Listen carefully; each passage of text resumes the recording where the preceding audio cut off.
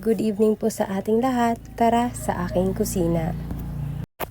For today's video, magluluto po ako ng crispy pata. Ito ang mga sangkap para sa pampalambot ng ating crispy pata. Naghanda ako ng asin, bawang, sibuyas, at dahon ng laurel. Matagal magpalambot ng crispy pata, kaya sa uling ko na siya lulutuin. Sa mahal ng gasol, kailangan natin magtipid.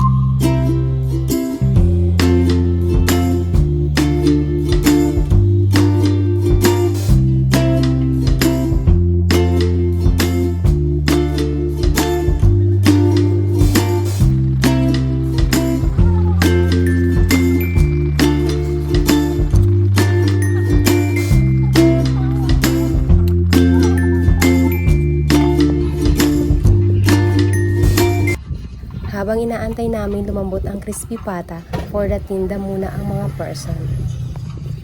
Dito umiikot ang aming buong araw sa pagtitinda, pag-aasikaso ng mga customer.